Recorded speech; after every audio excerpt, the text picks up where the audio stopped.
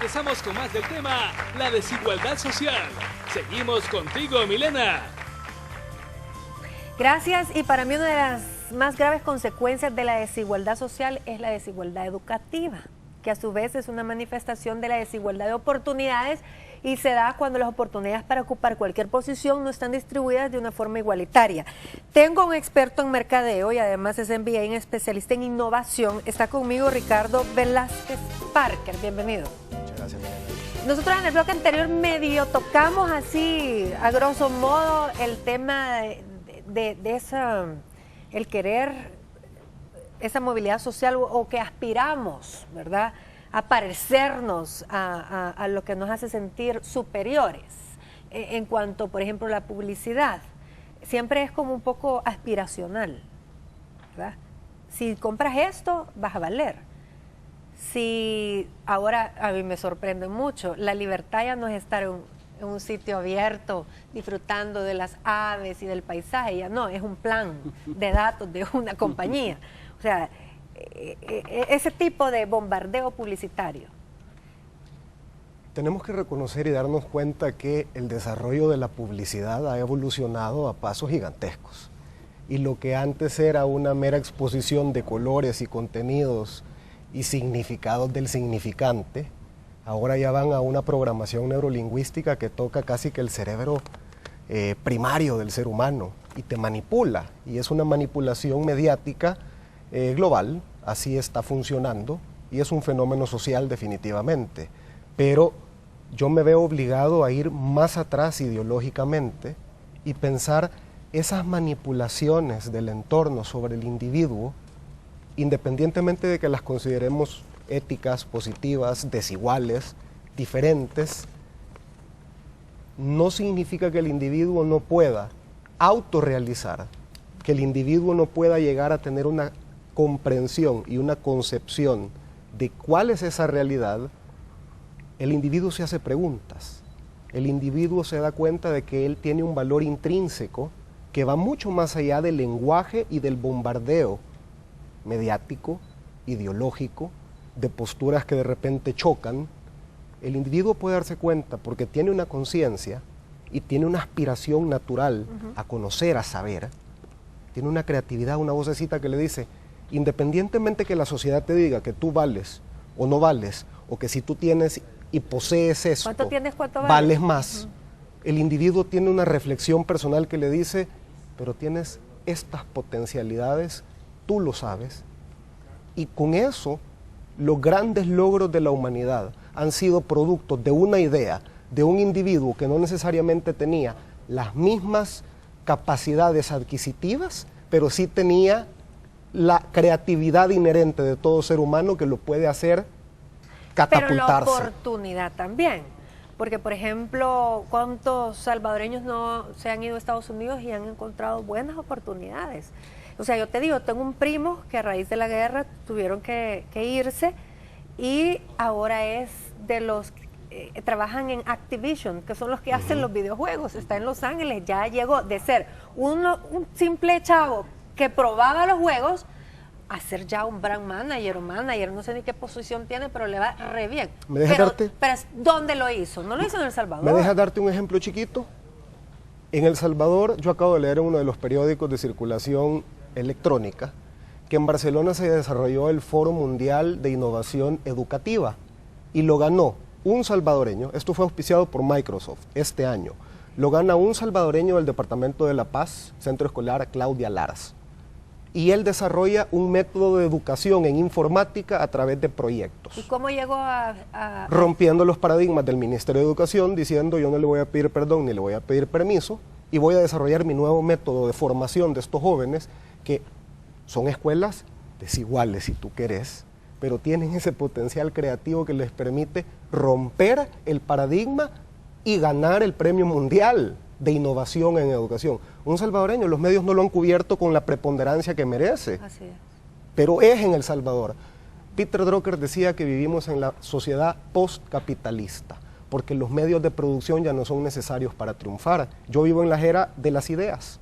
Con una idea brillante y un networking, perdón por hablar en inglés, una red de contactos y amigos, con los que nos entusiasmemos mutuamente y decidamos, hoy un niño con un conocimiento mediano de programación desarrolla una app para teléfonos inteligentes, lo vende por 50 millones de libras esterlinas y lo desarrolló en su cuarto, en la cochera de su casa, en el comedor de su casa.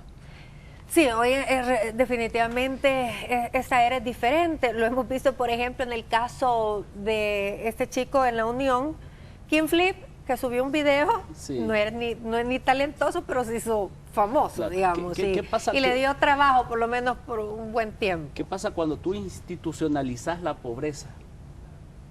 Y al institucionalizar la pobreza, institucionalizas toda una serie de instituciones sociales ligadas a esa institucionalización de la pobreza. Tú mencionas el tema de educación, es un tema muy importante, pero solamente veamos el siguiente hecho. Nuestro país no está produciendo aquellas intelectuales en las ramas que forman al ser, Y además de esto, mira toda la cooperación internacional, porque me llama la atención lo que dice nuestro estimado amigo.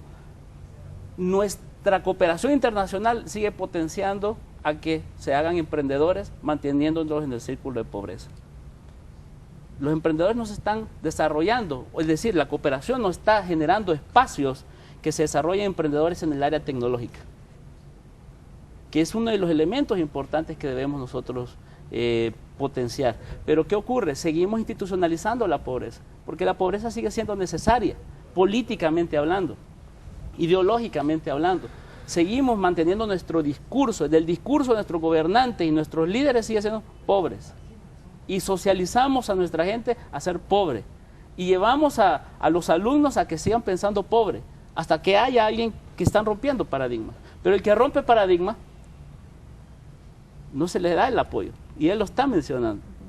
Porque hay un imaginario social de institucionalización de la pobreza. Y se nos olvidan nuestras herencias ancestrales. Cuando nuestro nombre, que significaba joven, noble y educado, y que el salvadoreño, el que pertenecía, el que venía de nuestros pueblos originarios, no era cualquiera, es porque se nos olvida el concepto de identidad hacia nuestros orígenes. Y entonces seguimos reproduciendo estos mecanismos de pobreza, donde nuestra única forma de medio sobrevivir es haciendo estas comparaciones, que son muy efímeras. Bien, tengo una llamada y al parecer creo que es de San Salvador, María Luisa. Hola, María Luisa. Buenas noches, Milena. Quisiera hacer una pregunta a tus invitados. ¿Qué países tienen mayor desigualdad social?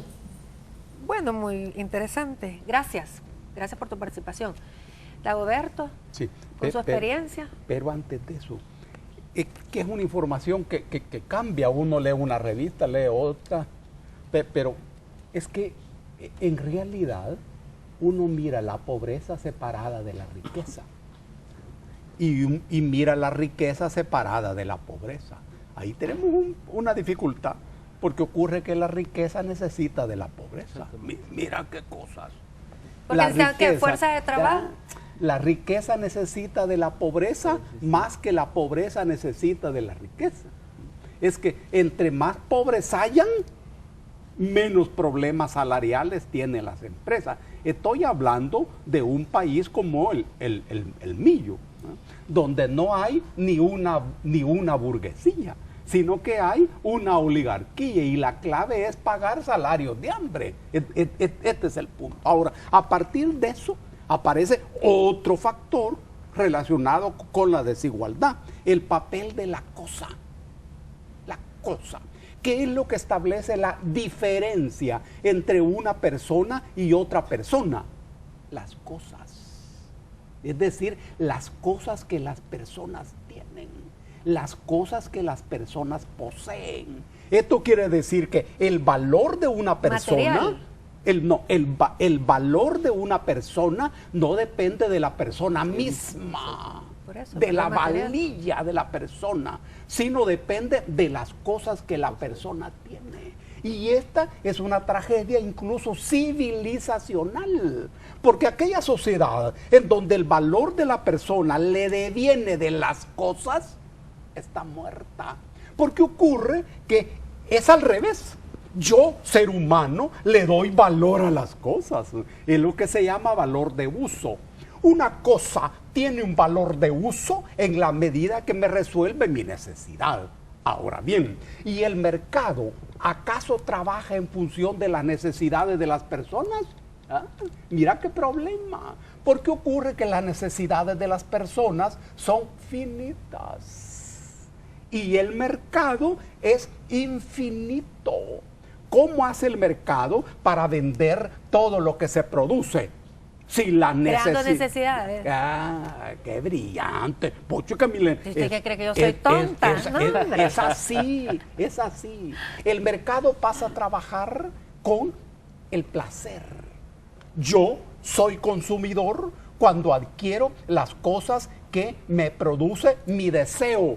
Y yo soy comprador cuando adquiero las cosas que necesito. Ahora, Dagoberto, en este punto, por ejemplo, ya que estamos analizando nuestro país, Ricky, yo veo, disculpa por lo de Ricky, pero que te conozco desde hace años, veo el hecho de que, bueno, no veo al salvadoreño, ok, me mandan una remesa, voy a trabajar, voy a tener este ingreso extra, con esto extra puedo hacer esto, lo otro. No, nos conformamos a la remesa. Es decir, y se va en un par de zapatos o en un teléfono. O sea, realmente, ¿por qué no hay esa estrategia para ver cómo mejora mi calidad de vida? Hasta incluso, Ricky, el poder pensar cuántos hijos voy a tener, porque cada boquita es realmente una inversión pues que hay que hacer. Mira, a nivel ideológico, yo siempre me he definido como un liberal y como un entusiasta de la libertad. Yo tuve afortunadamente la oportunidad de estudiar, de formarme, pero esa formación me crea de inmediato una obligación en mi propia conciencia. Tengo que comprometerme a entusiasmar a la gente en mis círculos de influencia y en mi entorno a que busquen ese potencial que todos tenemos.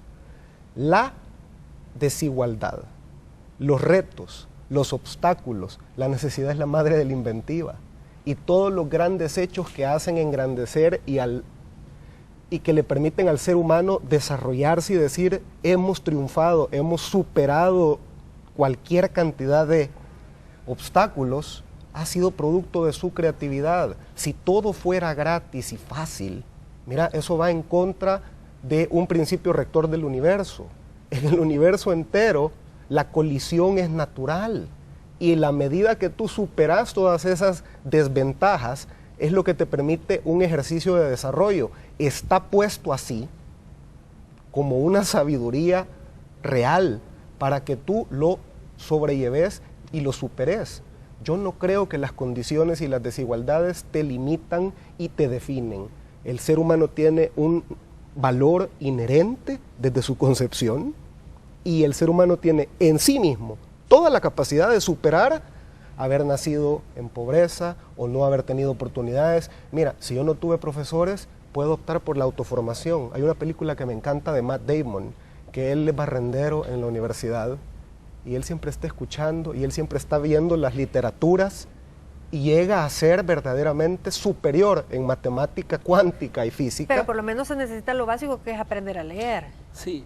O sea, para poder ser autodidacta, ¿verdad? Sí. O sea, hay que pasar por lo menos por los primeros años de la escuela, porque si no realmente estás como cerrado. Y hay unos modelos que hay que romper. Si más empresarios tuvieran esa idea, entenderían el verdadero valor que tiene su capital humano.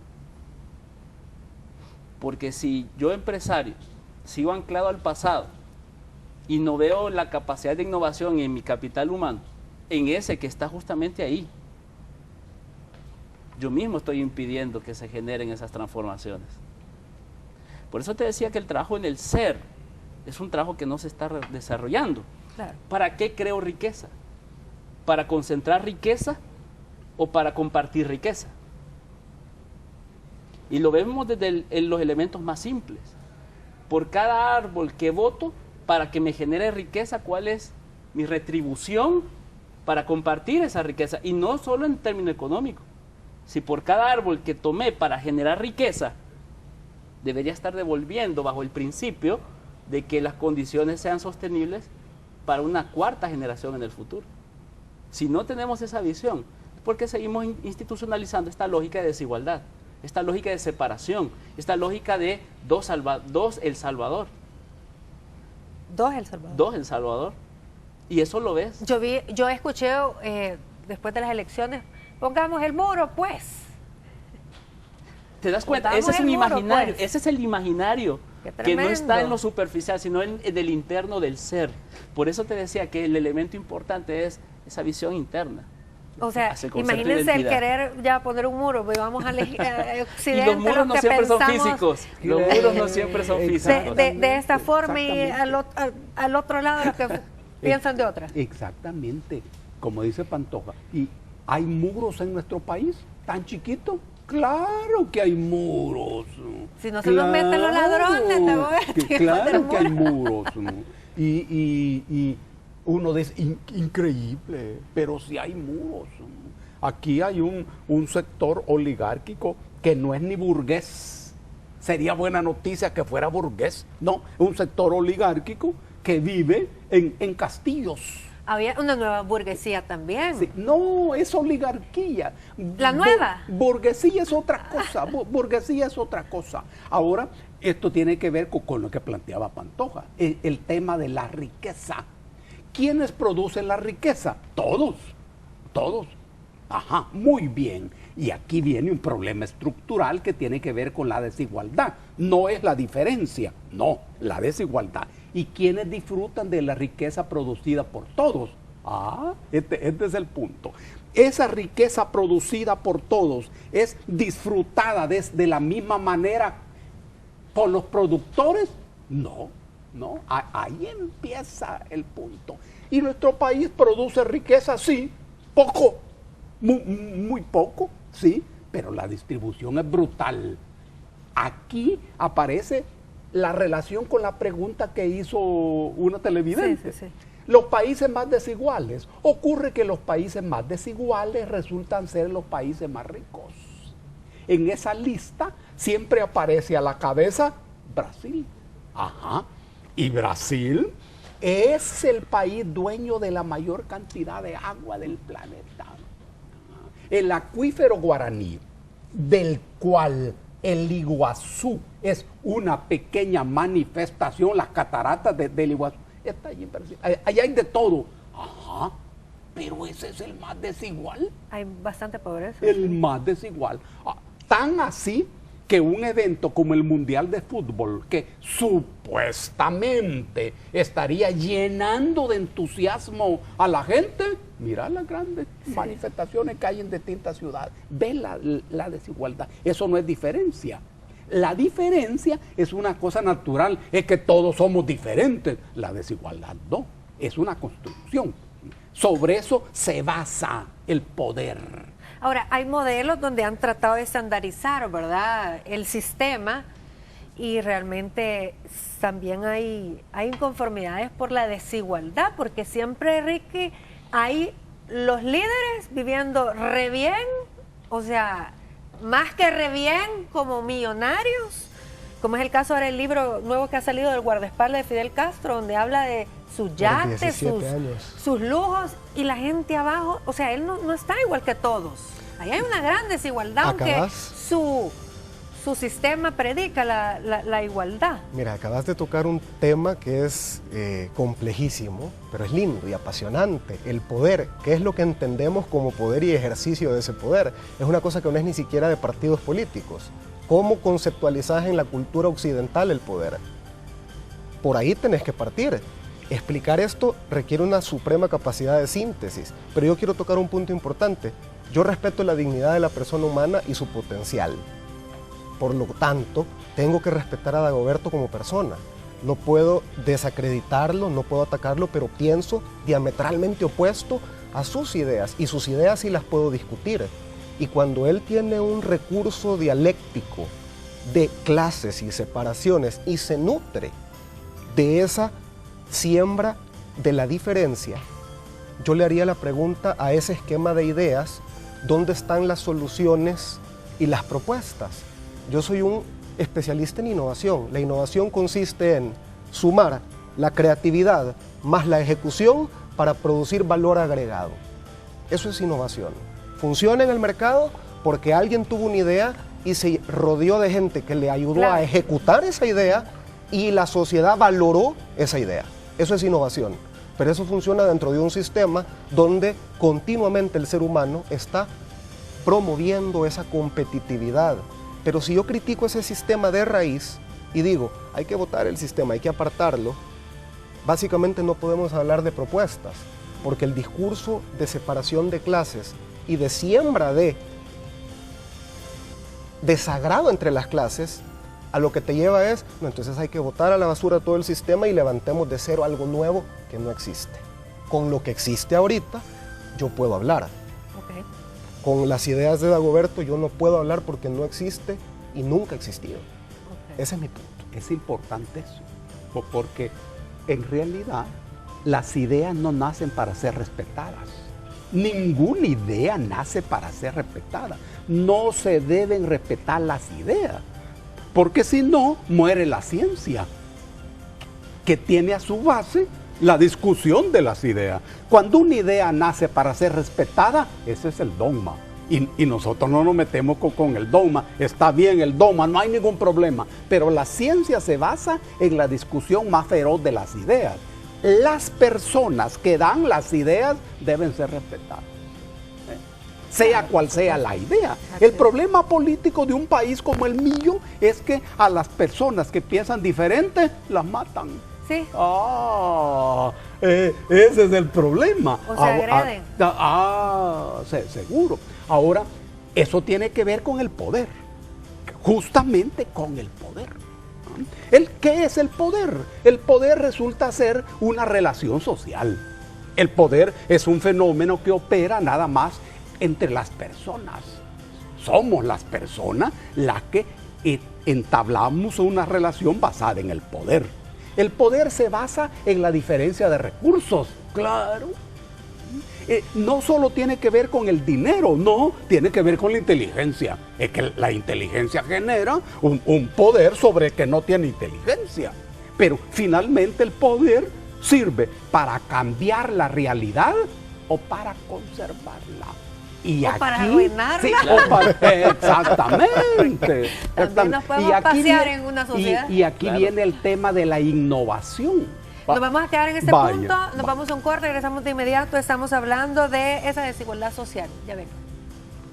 Recuerda que nos puedes escribir en nuestro muro de Facebook. Solo danos like y búscanos como Milena tu amiga y en Twitter como Milena tu amiga 12.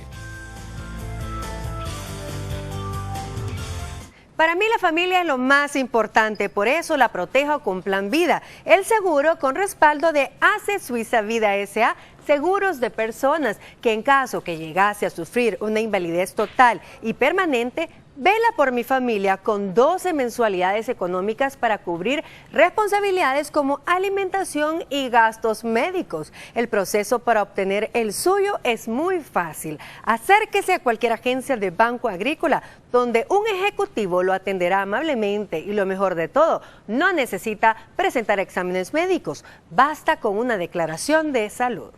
Milena tu amiga, compartiendo un día más.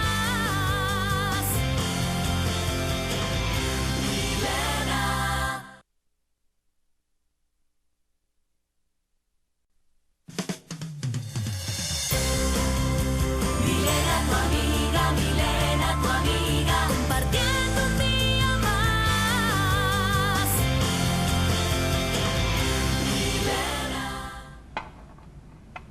Y para el tema de hoy tenemos una llamada desde Mexicanos. Andrés, ¿cuál es tu pregunta para el tema de desigualdad social?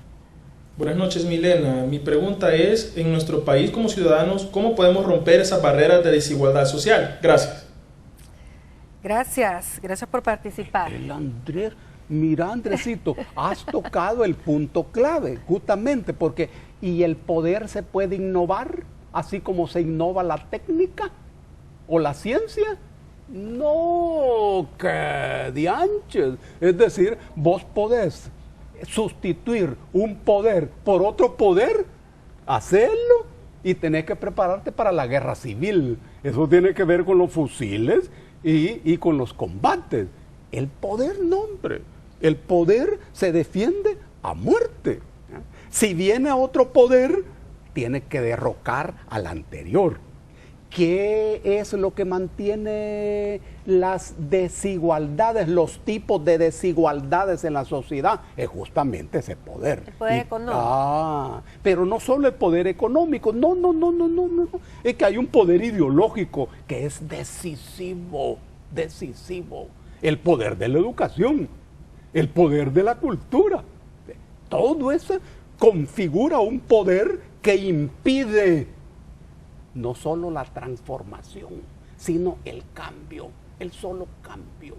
Y mucho más impide la mutación, que está justamente en la línea del cambio. Ahora, ese es el tema, Andresito. Licenciado, para usted, ¿qué se puede hacer? Para lograr esas transformaciones, la pregunta que no nos gusta hacernos es, no sé. Cuando estoy en el poder, no puedo decir no sé, porque yo soy el que sabe. Soluciones, exacto. Cuando quiero incorporar innovación, porque uno lo ve, quien está en la cabeza no puede decir no sé, entonces empieza a dar patadas de ahogado y hace cualquier cosa. Y cuando no hay yo estoy respuesta, anclado, se tira una cortina de humo. claro, eso y es cuando lo yo que estoy se hace. anclado a una idea, no me permito el no sé, que es la declaración del aprendiz, que es el que me permite ver otra posibilidad. Eso no lo tenemos. Siempre tenemos una respuesta. Y esa respuesta nos lleva a veces a cometer graves errores. Y esa respuesta es la que no me permite incorporar la nueva idea. Y esa respuesta es la que no me permite crecer. Porque no me permito ni siquiera decir, no sé. Ahora, en la innovación, sobre todo tecnológica que tú mencionabas, necesitamos primero tener acceso educativamente, ¿verdad? A la tecnología, esperamos la computadora por niño, ¿verdad? Esa promesa que se cumpla. ¿Por qué crees que eso es importante? Una computadora por niño. Te lo voy a decir empezando por lo siguiente. No sé. El mundo está cambiando y se está transformando a una velocidad sin precedentes. La IBM desarrolló un estudio de consultoría a 1.500 CEO, que en inglés es Chief Executive Officer, en El Salvador ha de ser así como el que manda, o el manda más de las empresas. El gerente general. Y les preguntaron, miren, ¿cuál es el reto para el mundo globalizado de hoy para las grandes empresas? O para las empresas. Y estos 1.500 llegaron a un factor común. Está cambiando tan rápido el mundo que nosotros no estamos formados, no tenemos a los expertos para poder determinar cuáles van a ser las tendencias tecnológicas, sociales, que va a valorar la sociedad. Por lo tanto, el único requisito que se necesita para la innovación y la prosperidad a partir del ya, se llama una creatividad y una curiosidad sagrada. Te tenés que convertir en un niño con la capacidad de asombrarte y de preguntarte con ojo crítico, ¿y por qué? ¿Y esto? Y hasta que ¿Y no esto te, por qué y para qué? Y si hasta tenés que eso no tengas permanente la respuesta. Y fíjate, y perseverás y te das con la frente me para socializaron buscar a la respuesta. vivir en el mundo lógico, Sí. en el mundo relacional, estructural, Sí, sí. y no me permiten vivir en el mundo del caos, que es donde se va construyendo esa innovación. Ahora, fíjense que yo para Andrés, la pregunta que él hacía en nuestro país como ciudadanos, ¿cómo podemos romper esas barreras de desigualdad social? Mi respuesta es con empatía, porque solamente cuando nos podemos poner en el lugar del otro, empezamos a sentir Seca. como ellos, ver su realidad y podemos tratar de cambiar por lo menos lo que está en nuestro entorno, dándole la mano al que vemos que no tiene los mismos privilegios que yo tengo. Regreso de inmediato. Les quiero contar cómo participar en la promoción Yo Vivo el Mundial ahorrando en el Agrícola. Es muy fácil. Para participar en el sorteo solo debes abrir una cuenta de ahorro o incrementar la que ya tienes con $25 entre el 17 de marzo y el 16 de junio del 2014 y prepárate para ganar televisores LCD de 50 y 32 pulgadas, refrigeradoras portátiles, tablets y muchos premios más. Milena, tu amiga, Milena, tu amiga, compartiendo un día más. Milena. Milena, tu amiga, Milena, tu amiga, compartiendo un día más. Milena. Que no está bien porque pienso de que toda la gente debería de ser valorada por sus capacidades, digamos, más que por otro tipo de cosas como dinero o apariencia o otro tipo de cosas que se pueda como determinar de valor. Debería de ser por sus capacidades y por lo que la persona vale en sí. De un principio todos valemos mucho. Pues pienso que ante la ley todos somos iguales y no debería de existir ninguna desigualdad de ningún tipo. No, pues está muy yuca hablar sobre ese tema porque aquí en el país se da mucho eso. Sí, tanto como así como hombres, así mujeres.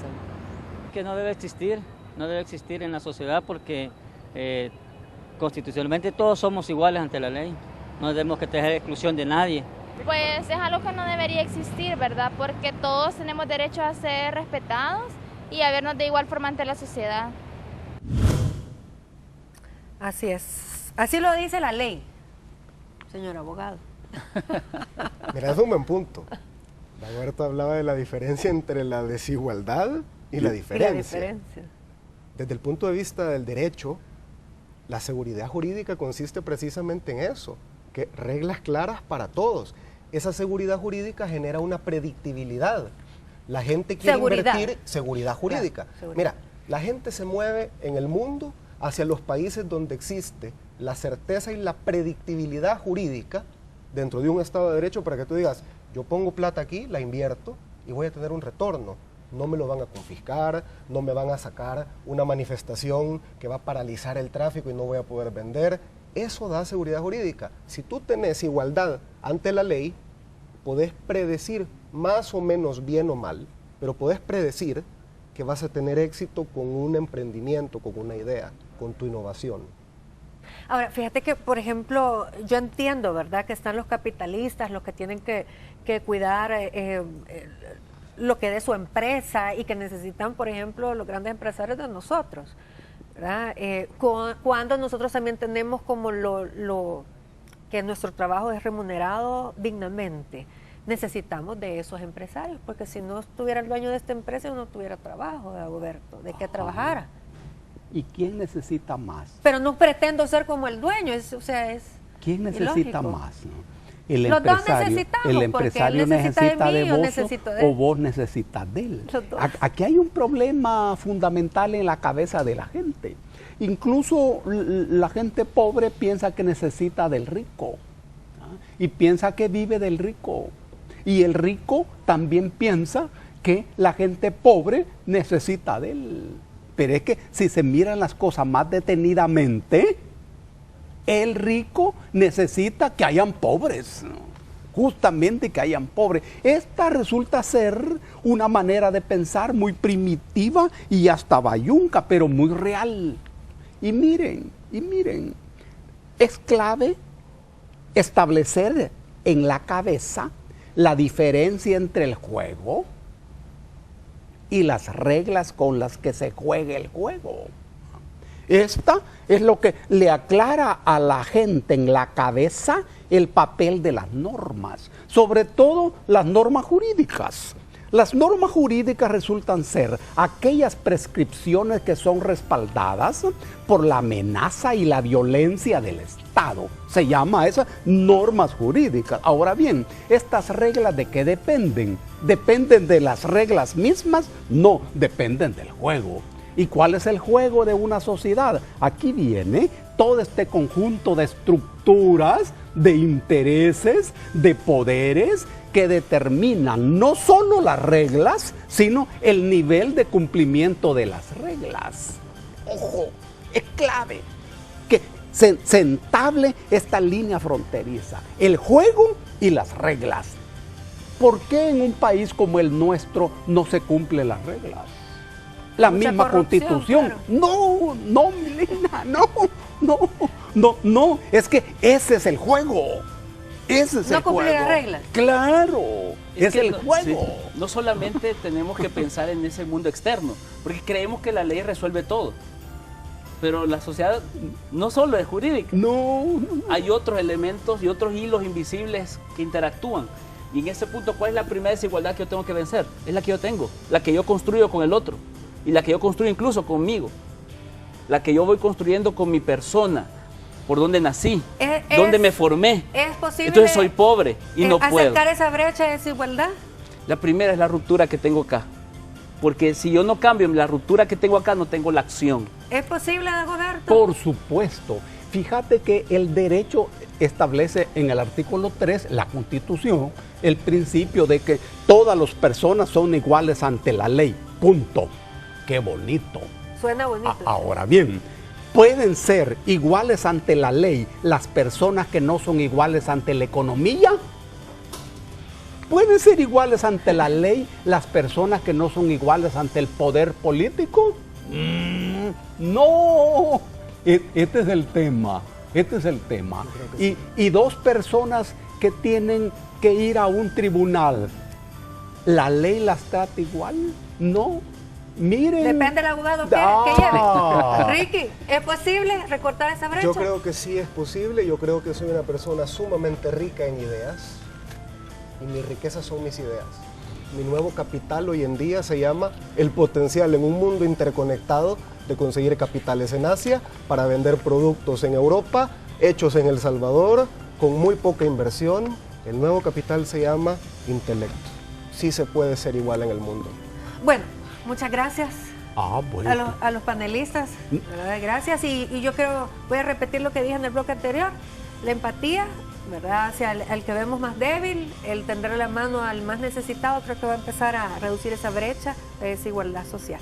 Buenas noches.